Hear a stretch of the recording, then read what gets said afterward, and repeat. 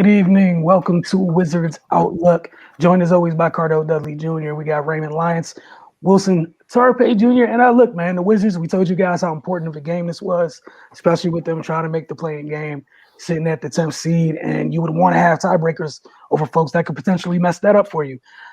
It was a wild game, but the Wizards won a shootout in a game with, if you like defense, I'm sorry, 154 to 141. We saw one team have 50 assists. One team almost scored 100 points in the paint alone. It was there was a lot going on in this game. Huge performance by Russ. Let you guys get into this though. Go ahead, Ray, and then Cardell follow up with what you guys thought of tonight's game. Man, it's just a historic performance. You brought up the 50 assists, 96 points in the paint.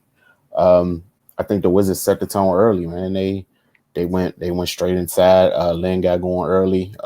Rui started off aggressive. Then the usual suspects got going. Daniel Gafford came in and gave his traditional high output in short bursts. I think he came in and scored 11 points in 5 minutes, something crazy like that. But yeah, they were just all over Indiana from jump. Then in the second quarter, they just kind of pulled away. Started getting a lot of live ball turnovers and converting those into easy baskets. And once they got running, it wasn't no stopping them, man. Yeah, it was just a great performance all around. Aside from some was left to be desired on the defensive end, but the offense was just so potent. They shot 61% from the floor, 40%, almost 41% from three, 80% from the free throw line. And again, 50 assists. I mean, that I ain't never seen nothing like that before. They was getting out in the fast break, just they ran the break perfectly. That I feel like that needs to be emphasized. Guys were running the lanes, they were making the right decisions, they were finding trailers. It's more than just getting the ball and then running towards your basket and the ball finds its way in the hoop. It's still a decision-making process that goes into that. And, Russ controlled the game brilliantly.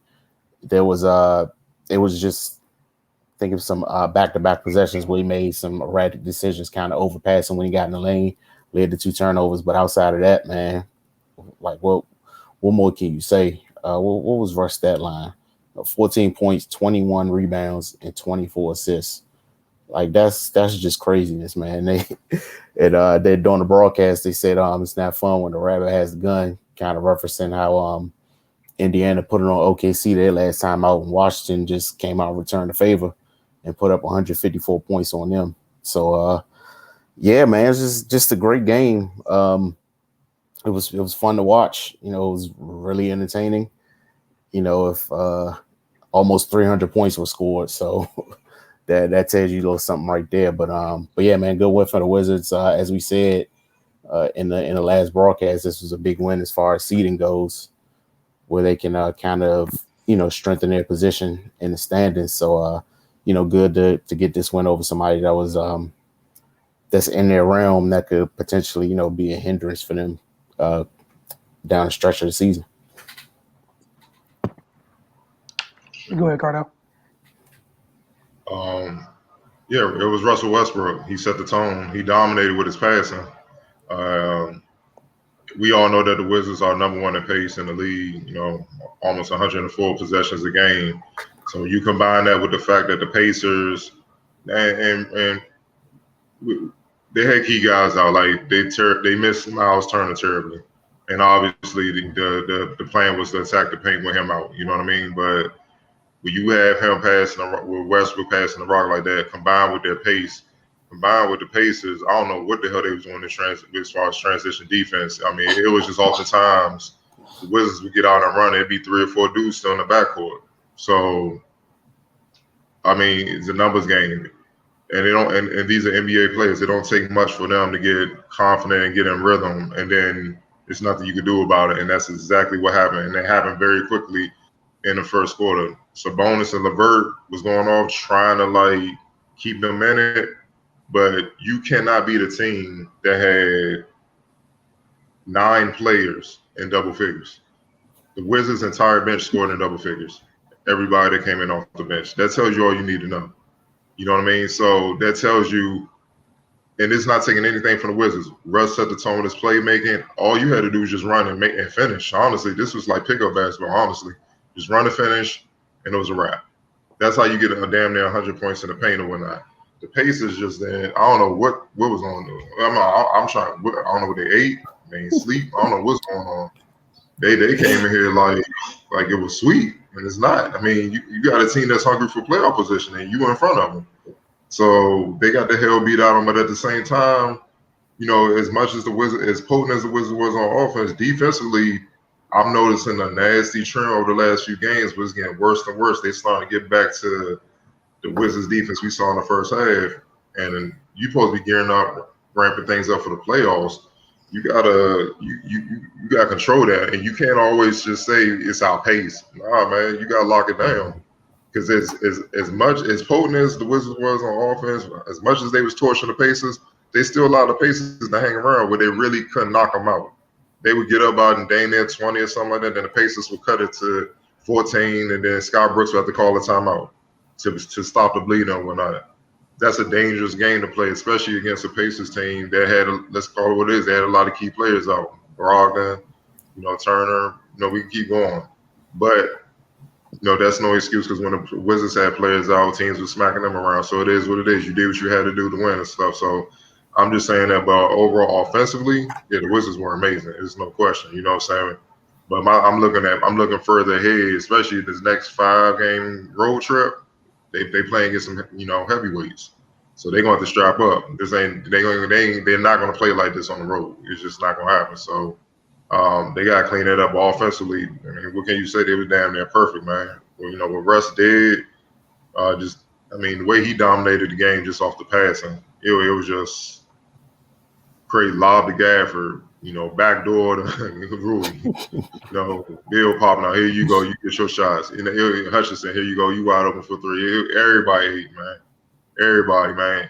And it's funny, in this era of ISO, I ain't gonna say ISO ball, but step back threes and let me do my thing and stuff like that. It's funny how quickly passing becomes contagious. When one guy got the team going, you start to run a little harder, man. You start to those cuts ain't half-ass no more, man. You setting better screens, you playing better defense. All of a sudden, everything just trickles down when you put more effort into it because you might get the ball. You know what I'm saying? You get a chance to eat. That's what it does. So when Russell Westbrook set the tone with his passing, everybody else started throwing extra passes, man. Next thing you know, they were just torching the Pacers, man. So offensively, man, you couldn't ask for a better performance, man. It is what it is. I mean, what they shoot, 61% from the field. Sheesh. 40% from deep, 79% from the free throw line, man. There's nothing you can say about that, man. But this was simple, man. It was just dominance, period. And the Wizards got a big win, but they got a hard stretch coming up, man. That they're gonna have to hold it down, and on the road, this type of offense for sure will not carry. It will not travel. You know what I'm saying? But if they bring the defense like how they should, they got a shot, man. You know what I'm saying? The main thing is you want to gain ground, but you definitely can't lose traction in the standings, man, by going out here. Because look, they've won a lot of games. If they go out here, go 2-3, 1-4, or God forbid 0-5, all of this work would be for nothing. You know what I mean? So you don't give these other teams life, man. And you just basically close the gap with the Pacers. With I guess now what are they at, game and a half or half a game behind now? You got a chance, man. So make the most of it, man. But all in all, great performance. Especially from Russell Westbrook. That was historic. Yeah, I don't really have too much to add. Obviously, like you guys said, defense has to travel when you leave Capital One. That's what needs to go with it. With this feeling, this sharing the ball, that needs to continue regardless of what happens. And how hard everybody was cutting off ball. It was great to see people moving that hard off ball. Well, moving off ball with a purpose. That needs to continue. Whether Russ ends up with 25 assists or not, you need to keep cutting like that with that type of purpose. And like you guys said, just got to tighten it up defensively. But I can't really harp on anything. We have 50 assists as a team. Gonna leave you guys alone. But this should have been a night where, your offense is hit like that. Folks should have had their feet up going into the fourth, but because you were doing what you were doing defensively and they hung around, like Cardell and Ray, you both mentioned, they just couldn't deliver the knockout punch. The good thing is you got a day before your next game, but got to get a little bit better at that going down this stretch. Like we said, this is a very, very tough month. Things aren't going to get any easier. You're going to see the Pacers again, and depending on what stuff looks like, maybe it'll be like this where they don't have all their guys. The other thing is if they do have a Miles Turner down there, I don't think you get 96 points in the paint again. And I'm still stuck on that number, 96 in the paint. I ain't no thinking involved. You're not. Like 96. Did y'all have anything else to add for this game? Yeah, I didn't. Oh man, get some rest and get ready for the Bucks. That's one. Giannis on one right now. Giannis on one. That's gonna be You won't be getting 90 points. You won't be getting 100 points in the paint against them. Trust me. Very nice way to put it. I'm gonna move on to the comments. Let me take this down. We accepting or deferring, right? Where we at today? I'm gonna defer this time and get it at half. All right, Cardell, this one's for you from M. Man, this would have been one of Rui's most impactful games if he didn't make that defensive mistake at the end. He had much needed buckets in the fourth, but should have never left Finney Smith. Was 5 of 8 from 3, open in the corner, especially in that situation.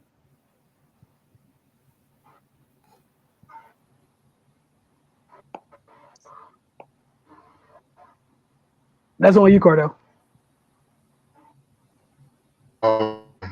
Yeah, that's what I meant. That's what I kind of just said. I know, you hear me? Yeah, I got you now. Yeah, I mean, yeah, that's kind of what I just harped on, man. It's been growing. The defensive lapses, it cost them that game, and it kept the team tonight in the game where otherwise the game should have been over pretty much by halftime. As hot as the Wizards were, it's not about tonight. It's about preparing for the foes in the Eastern Conference that you have to deal with.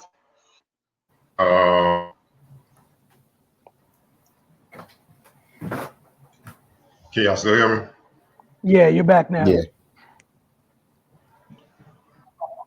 Yeah, all right. So it's about preparing for the good teams that you may have to face in the playoffs, especially in the first round. If you get through the play-in situation, these type of defensive lapses can't happen. You have these type of defensive lapses, it's going to be a short series. It's going to be a short run. Oh, this is the time to try to correct that. You know what I mean? Perfect is that. Like, why are you playing that off of Finney Smith, who had it going in that game? You know what I mean? And you can see Russ' reaction at the end of the game when Finney Smith hit that. He looked at Rui and yelled at him like, "What were you doing? Like, you so far out of position, you had no chance." You know what I mean? I understand being worried about Luka, but you can't be that far off from your guy, where it makes it impossible to recover discipline. And where the last few games, the Wizards haven't been disciplined enough on defense, not at all. So that's something that they have to clean up for sure. Ray, did you want to chime in, or are you good? No, yeah, I just piggyback off what Cardell said. Those things like that are going to cost you games, as we've seen. And yeah, again, referring to tonight, they definitely should have been able to get some chill time, heading into the fourth quarter. It's not often you shoot 61% from the floor and then the game is still kind of hanging in a balance with 5 minutes left or so.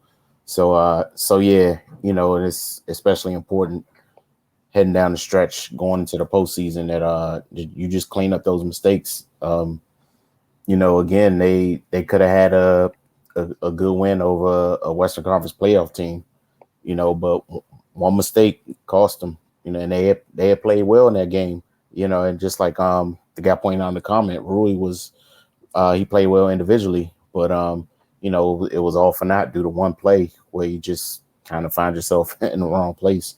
So yeah, definitely agree with Cardell where they gotta lock in, man, and get this stuff under control, because Had they not been scorching tonight, this could have ended up different. All right, Ray, we're moving on to your first one of the nights from Brody. Bradley Beal has been one of the worst clutch players in the entire league this season, and he needs to be held accountable. He's cost the Wizards damn near 10 games due to his clutch play. Just seems like he's not built for the moment, and I'm extremely disappointed. Russ deserves better.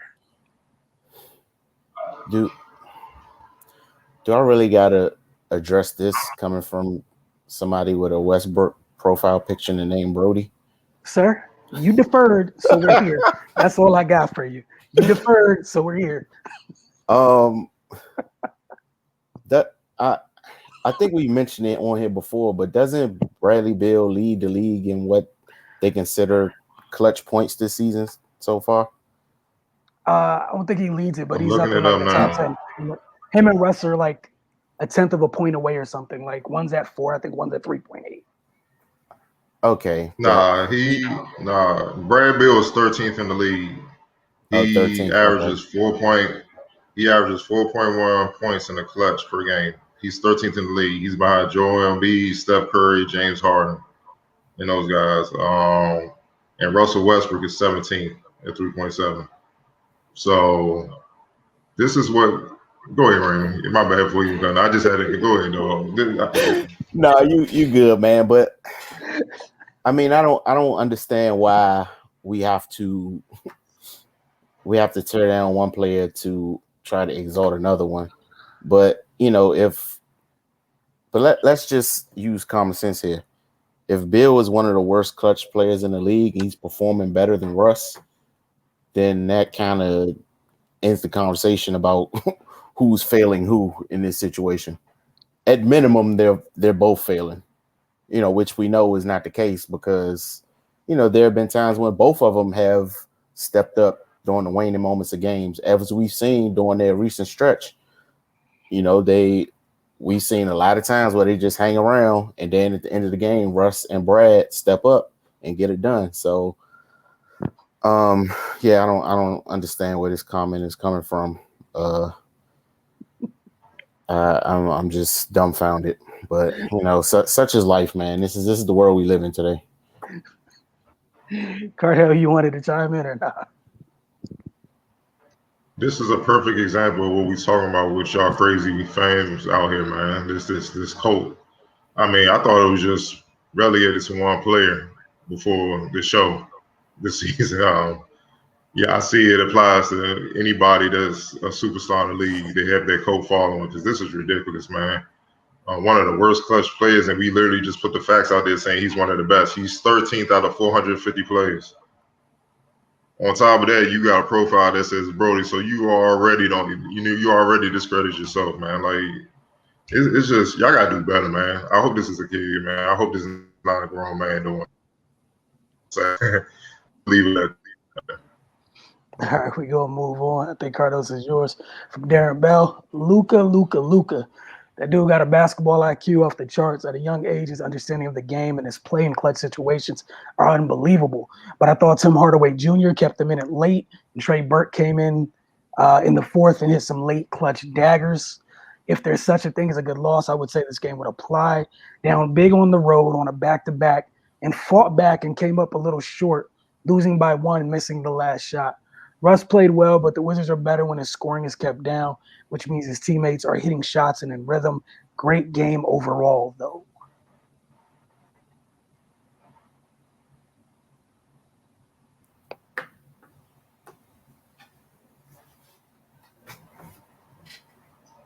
This one's on you, Cardo.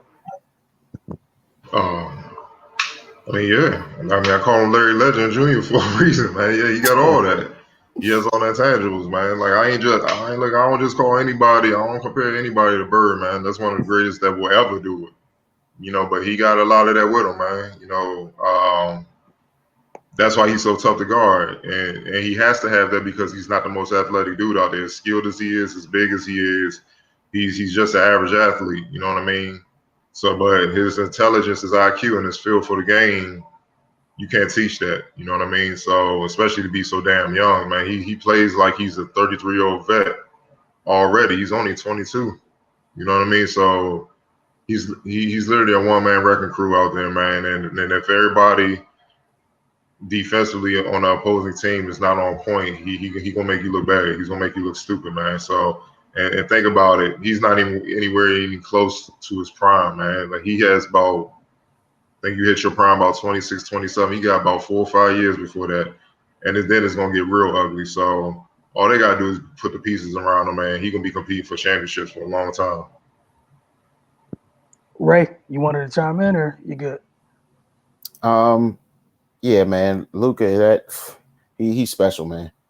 He's special. Like we even as good as he came into the league, he's still developing and getting better, which a young player is going to do that. So yeah, man, it's only a matter of time before he's in that MVP discussion, before he's in that championship discussion. In regards to if it's a such thing as a good loss, I'm really not too big on moral victories, but I definitely get the sentiment behind the comment. But the way I look at it, that's a winnable game, and they gotta, if they want to progress as a team, that's when they gotta get. Russ play well, but the Wizards are better when the scoring is kept down. I mean, I don't know how much I agree with that. I think the Russ, he's got at least one scoring title, right? I think he has two. So he's a capable scorer. His thing is just his efficiency. If he's not just being erratic with shots and making good decisions, I'm fine with him scoring the basketball. He's gonna get his assists. He's gonna get guys involved in the game. So that's not something that's just gonna go away just because he's scoring. So yeah, man, I trust Russ to just do what he does. Okay, moving on to the next comment. Eric Reeves, this is for you, Ray. This has been my narrative all year about free throws. The Wizards aren't a great three-point shooting team, and their lack of making free throws comes back to haunt them. Yeah, man. I mean, we seen it in a couple games recently. If you're not making a lot of threes, but they attack the paint and they get to the line, you got to take advantage of those free throw attempts. So yeah, man, and even Scott Brooks has talked about it at different points throughout the season. The 3-point shooting has failed them more often than not. So yeah, man, if you're not making threes, you gotta make up for the production elsewhere. Obviously they do attack in the paint and have great success there, but at times their free throw shooting is lacking. All right, Cardell, did you want to chime in or get off this one? Nah, Raymond summed it up. All right, and then Ray, I'm gonna let you go next because the next one's kind of to Cardell, or at least mentioned them. So Stephen Mulero, was it me or did the refs feel like they needed to be in the game? Those whistles were getting crazy. It kept Dallas in the game. A few of them were not there, and also 50 whistles to 16. That's ludicrous. 15 of them weren't needed. Let them play, I say. It's kind of exercising futility complaining about refs. Because despite all that, they were still right there at the end of the game. So, I don't really get into all that. Control what you can control. They tell you that in in youth basketball. So, we can talk about it all we want, but it's not going to change anything. They lost the game on their own on their own accord. Rui had a defensive lapse, gave up a 3. So, I mean, no matter how bad the officiating was, they still had an opportunity to win the game. Cardell, did you want to chime in on this one? Yeah, you can't control what the refs do. You just got to adjust your game. That's the name of the game. If they calling it tight, you got to adjust. If they calling it loose, you got to adjust. It's no excuses. Just as many times the Wizards. I mean, shoot, the Wizards getting a lot of free throws attempts. They definitely can't complain, especially as of late since the All Star break. So they definitely can't complain about whistles. I know they are, but I mean, I have yet to see a ref make a call and then stop the game and be like, my bad, and then give you the call that you wanted. It's never happened. So you just got to play through it sometimes, man. You're going to have those games. You got to suck it up and play through it. And like Raymond said, with all that you just said in the comments, they still had a chance to win the game. So Yeah, nobody's trying to hear that. All right, the last one. Give me some time to read through this. It's from Darren Bell again. Appreciate you watching. Appreciate your comments. All right, love the show and usually try to stay up late to watch after a game. This comment's for Cardell. Love your insight, my brother, but wanted to make a comment on what you stated about Russ and Iverson comparison, which Kendrick Perkins brought up. As basketball fans, we're always going to compare greats in different eras, different styles, different teams. It's just what we do as fans. Sometimes people get crazy with it and say outlandish things. I'm a fan of both players personally. They both shoot a similar field goal percentage for their careers. Iverson was a better natural scorer with the heart of a lion. Russ a better defender, rebounder, and playmaker. When Iverson got traded to Denver in 2006 after 10 years, his career wasn't the same. He played 2 good years with Carmelo, and then he got traded to Detroit for Chauncey. His game was never the same. His skills dramatically declined. He was out of the league 2 years later in 2010. I don't think Russ will have that same path. I think Russ will play longer at a higher clip and more effectively. Time will tell, but Russ isn't slowing down as quickly as Iverson did. This year is Russ's 13th season, and he's still going strong. So longevity is clearly in Russ's favor, which obviously means out of the two, he's the more durable superstar. Iverson even said himself Russ was his favorite player in the league. Iverson is great, an icon, and arguably the best little man ever. Most probably would give it to Isaiah. But to me, if I had to compare, I would give Russ the nod for the better career and slightly better all-around player, even with Allen's magical year when he won MVP and took Philly on that run to the finals, which was awesome to watch. I appreciate you guys' insight and keep it going. As always, looking forward to your response. I finished the book.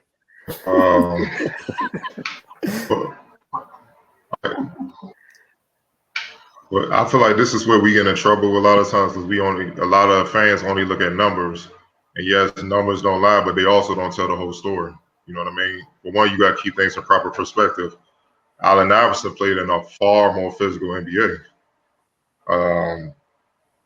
He got beat up a lot. You talking about more durable? He played with all types of injuries. I mean, it was actually a big deal when they put up a poster. I think Reebok did it or the Sixers did it, but they put up a poster and he was literally playing year in year out, playing through like 35 injuries, and still leading the league in scoring and steals, still doing his thing. You know what I mean? Billy King just literally just came out and said when he was GM of the Sixers, or when he was in the front office with the Sixers, they literally when AI was so banged up, he was still trying to play. They had to hide his uniform so he wouldn't be out there in warm-ups getting ready to play when they weren't paying attention. That's what it was. Like, and this I don't even like getting into this because it's not like, to me, a genuine comparison type of deal when it comes to people these days. Y'all use another player to try to diminish another player.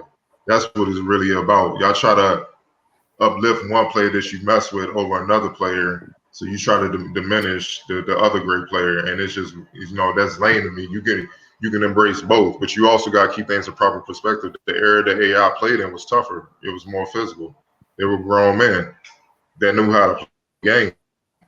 You know what I'm saying? Now it's a bunch of kids trying to figure it out. I mean, what's your vet? 24, 25? They don't know nothing.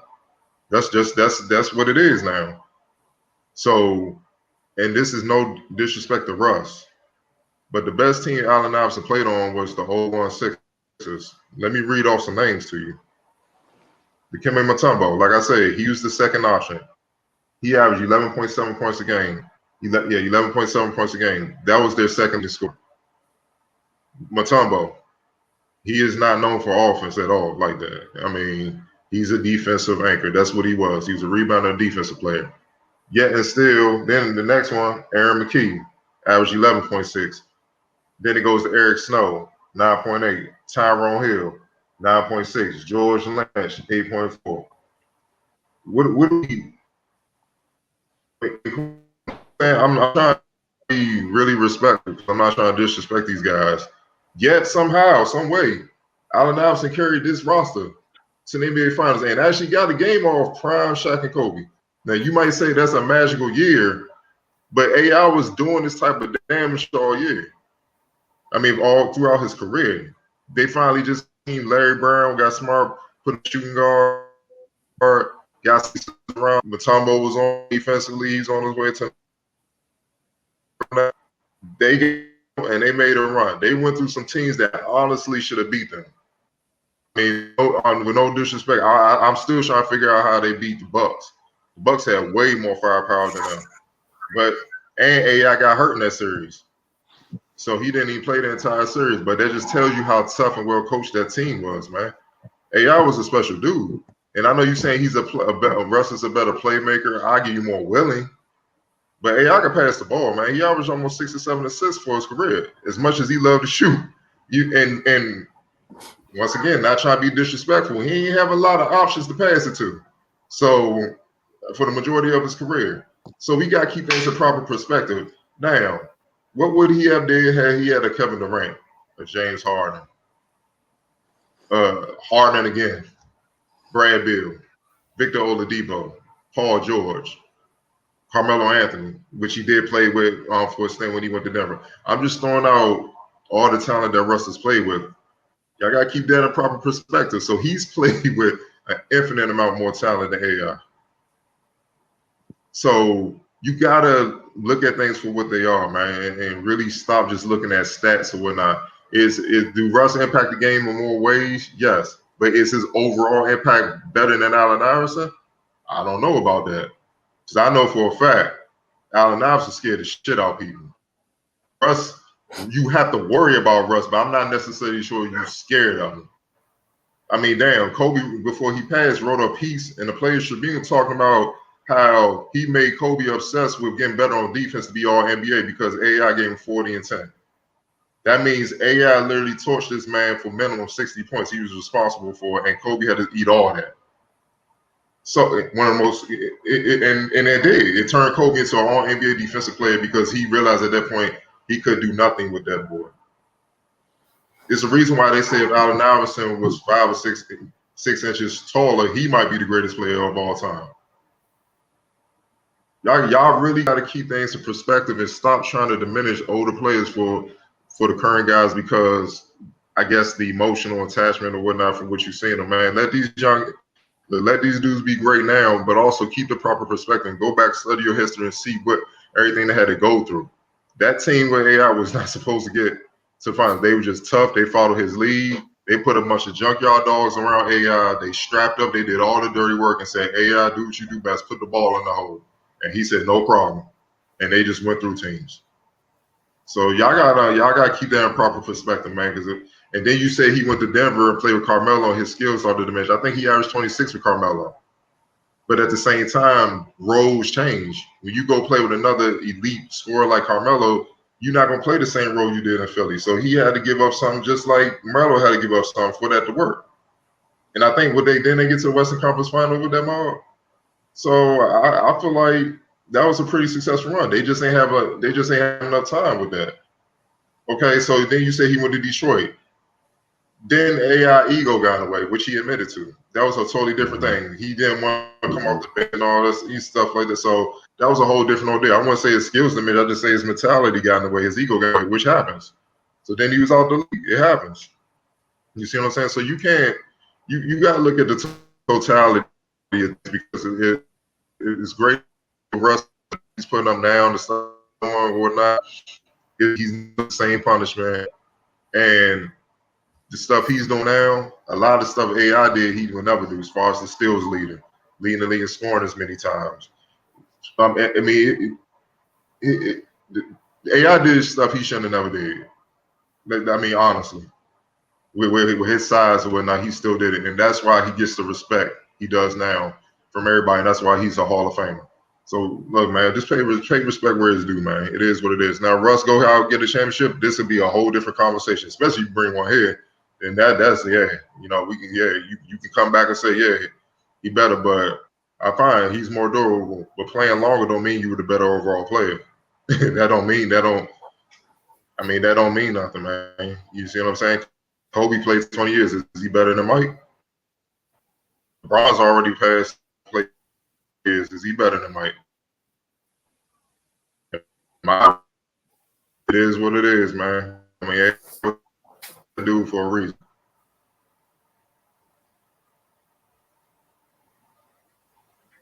My bad. Ray, did you have anything to chime in? My bad. I mean, Cardell did lay out a lot, but yeah, I really don't like how you always got to take somebody and try to put them next to somebody else, because sometimes you're fighting a losing battle for that person, you know. And like Cardell said, no disrespect to Russ, man, he's great. What he does is great, but AI was just something totally different. You know, he brought up that Milwaukee series in 01. You know, AI got hurt. Then in another game, I think it was game 7, you know, it was a story that you know, he got hit in the mouth and he was like leaking. But you know, when you bleed in the game, you got to come out. But he didn't want to come out the game, so they say he just spit the blood inside of his jersey and kept going to work. Like, I mean, that type of that type of mentality is rare, man. And then, you know, with the durability thing, he played through a lot. Like, I don't know if people are old enough to remember, but during Sixers games, they would show a graphic of AI going up for a layup, and they pause it, and then they put red dots everywhere there was injuries, and basically his whole body was covered in red dots. And he's going out there, one of the smallest players in the league, and still doing that type of damage with that type of punishment on his body. Like, we really gotta stop trying to diminish what these guys did, man, because this is what makes these conversations, you know, go left, because people try to diminish what the older guys did, and then when we bring up what they accomplished and then point out the new guys' flaws, we hating, when that's not the case. You know, Iverson had flaws too, and people can talk about that, but when you just line it up side by side, man, that's just, I don't think that's a fair comparison at this point, you know, because AI is a legend, man. Like, and you know, the way his peers talk about him, the way his predecessors talk about him, and the way his sons in the league talk about him, because he raised a whole generation of hoopers, and we're seeing his influence to this day. Exactly. Like, so these guys wouldn't even be here doing what they're doing if they didn't have him to look up to. So, man, we gotta just. I would actually prefer y'all not even talk about old players, just talk about the NBA now. You know, because just being perfectly honest here, no slight to nobody playing in the league right now. A lot of these guys don't measure up, and then when you try to make them measure up, you got to move the goalposts, and then you end up doing a whole lot of silly stuff that just pollutes the entire discussion. So yeah, man, if you don't have a good grasp of what was accomplished beforehand, just don't even speak on it. You know, not saying that the person that made the comment doesn't, but just speaking in generalities, we gotta do better and keep things in perspective. And if you don't know, get the education before you decide to speak on it, because you know, basketball is the only sport where people feel like in order to talk positively about the current generation, you got to shit on the previous one, and that's just not what it's about, man. Yeah. It's not, because you know, the guys that came before laid the groundwork. Like, how can you discredit that? Like, and they just want to say the game is so much better and it's evolved. Dude's still trying to catch up to Pistol Pete. So what are we talking about, man? So yeah, I ain't even going. I'm gonna get off my soapbox, but yeah, man, I like both of those players as well, Russ and AI. But you know, we gotta it's levels, man. We got to keep things at their proper level. All right. Did y'all And have before you anything start, else? Wilson, one more thing. Stop. Nah, real talk. Y'all, they literally eliminated defense from the league. They literally put in rules where it limits you to play defense.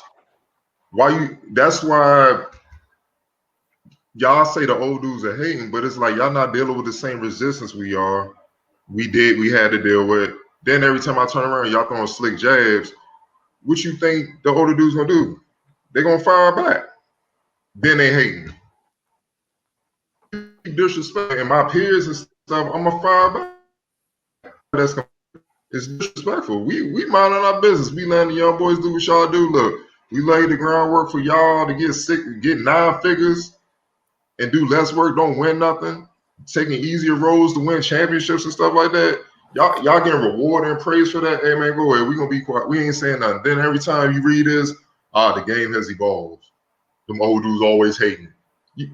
Anybody would get tired of that. They retire minding their business. They just trying to watch the game and enjoy it low key. And here y'all go. Like AI was minding his damn business, and then some fool got on ESPN or whatever and just said this crap. Now I know AI ain't said enough. I ain't heard nothing. AI probably whatever. He just keep it moving, just like a lot of them do. But come on, man. This is what creates unnecessary risk because people want to be in hot topic mode. Then I see some going around Twitter talking about the game has these old dudes always lying and hey man, the spacing is so much better and all that. Like spacing wasn't around back then. Like guys just figured out how to shoot now. The difference is there were better quality. It was more balanced. That's all it was, and it was real defense. So you have all that damn spacing. It's common sense, man. Obviously, if you got a big, you're not gonna be able to run up and down all day. You're gonna wear your big out. Every big kind of, but he's effective on the ball. What is the what is the highest efficient shot? The closer you get to the basket is in the paint. So I'm gonna play high IQ basketball and go through him because actually he's gonna score a lot of points. He's gonna get your team in foul trouble, and we'll make up for it when your team has to adjust because a lot of your key players are on the bench. And we'll make those 3-point shoot into the free throw line. But guess what? Your great 3-point shooters won't be in the game because they're on the bench in foul trouble. That's all it is. It's style makes fights. You play into your strengths and your advantages. Like right now, you got guys that shoot threes that have no business. They should never shoot threes. Like, let's be for real, man. Rondo said that. He said, man, I'm seeing dudes that shouldn't even think about shooting threes. So F it, I'm gonna get me 5 or 6 off. He literally said that. All because analytics say you should be playing this certain style, but this certain style fits a narrative and stuff that they want to pump in the league to make it more exciting. So come on, man. Like y'all gotta look deeper into the basketball that y'all looking at, man. It's going on behind the scenes that's business related and stuff like that. And there's a lot of people who making basketball decisions that shouldn't be making those decisions. You see what I'm saying? So I'm trying not to be disrespectful, but that's exactly what it is, man. Look, all I know is y'all can say what y'all want. Deal with Embiid on a regular basis. Deal with Jokic. It's a handful. So imagine a league full of those type of bigs. That's what AI had to deal with. See, and this is why it's irritating. Not too long ago, y'all was saying Draymond Green can stop Shaq. You see? Do you see what I'm saying? Y'all was literally saying that. So y'all dudes hating when they fired back on. I got it, man. It is what it is, man. No sense. Y'all have no concept of the history of the game. Don't do nothing. Y'all got all the expert analysis, and I'm not talking about this guy, but I'm just saying in general. They got the most opinions in the world. But you look at the Last Dance, they was like, dang, Charles Barkley was actually good. What?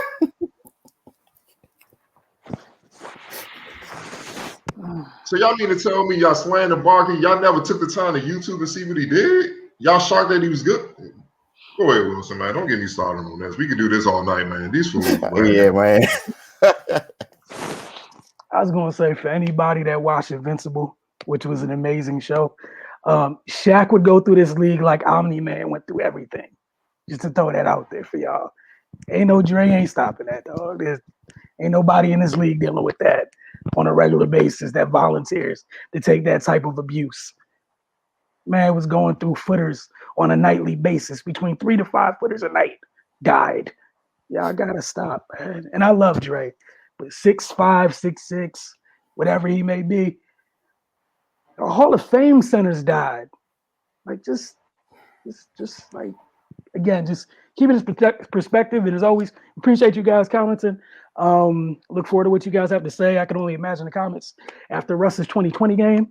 But before we get out of here, got to get through this real quick. tell you guys a little bit about Oohs and Ahs. So world starts to open back up. Safely head over to Oohs and Ahs Soul Food Restaurant. Be sure to try their house-made strawberry lemonade. 32 ounces strawberry lemonade made with fresh strawberries for $4.95. It's available at both locations, or you can try their Tito's strawberry lemonade, also house made. 20 ounces of Tito's strawberry lemonade with fresh strawberries. That's $10 and is only available at the Georgia Avenue location. Did you guys have anything else to add before we leave? I know I got one more thing to put up, but just wanted to ask you guys. That lemonade look real refreshing.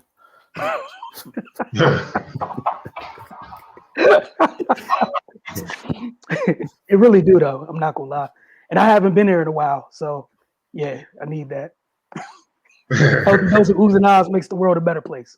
Helps the world go around. But here you guys go. Gonna have this on the bottom screen just so you guys understand where it is. It's 2 locations, one at U Street, one on Georgia Avenue, and it's really simple. oohsandahs.com. OOHSNA and we're gonna see you guys very soon. You know, we got the Focus TV tomorrow night at 8 p.m. and then Wednesday we'll be back for Wizards Outlook. I believe it's the Bucks, correct? So we got it's gonna be a fun one, right? Again, y'all could barely deal with Giannis in this league. You don't want no parts, Shaq. You don't want no parts again. Just to end on that note. But y'all have a great night. We'll see you soon.